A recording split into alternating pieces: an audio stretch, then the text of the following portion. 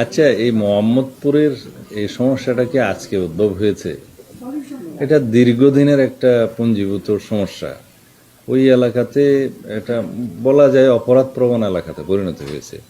তা আমরা চেষ্টা করছি, আমাদের পরিকল্পনা আছে, তো একটু সময় লাগবে, কারণ ওভারনাইট এটা নির্মূল করা হয়তো সম্ভব হবে না, বাট আমরা পরিকল্পিতভাবে আগাচ্ছি। ওই এলাকার জন্য আমাদের একটা বিশেষ নজর আছে, যেহেতু ওখানে ডেন্সলি পপুলেটেড এবং অধিবাসীদের মধ্যে অনেকেই, আমি এটা ব্লেম করতে চাই না, ওখানে একটু মাদকের বিস্তারও বেশি। তা আমরা মাদক নিয়ন্ত্রণ আইনেও সংস্কার করছি, সামনে আপনারা দেখতে পাবেন।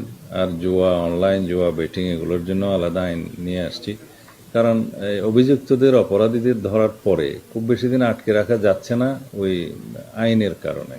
সুতরাং এটা যুগোপযোগী আইন করা দরকার, কারণ যে আইনটা এখন আছে জুয়া এবং অনলাইন জুয়া, এগুলো অ্যাড্রেস করা হয়নি। 1867 সনের যে জুয়া আইনটা আছে, এটা বর্তমানের জন্য ওটা কাজ করছে না।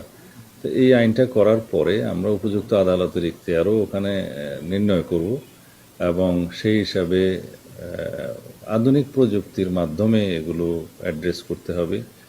যেমন অনলাইন জুয়া, অফলাইন জুয়া, বেটিং, এগুলো অনেকটা আন্তর্দেশীয় ক্রাইমের মতো হয়ে গিয়েছে। তো সেগুলো অ্যাড্রেস করার জন্য আধুনিক আইন দরকার, সেদিকে আমরা যাচ্ছি।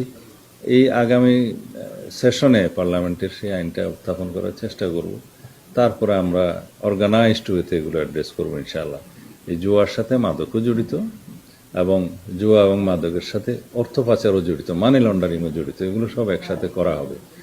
তো আগে অ্যাডক ভিত্তিতে হয়তো এই আইনগুলো নিয়ে কোনো রকমে চলেছে, এখন আমরা শক্তভাবে নামবো ইনশাআল্লাহ। ধন্যবাদ।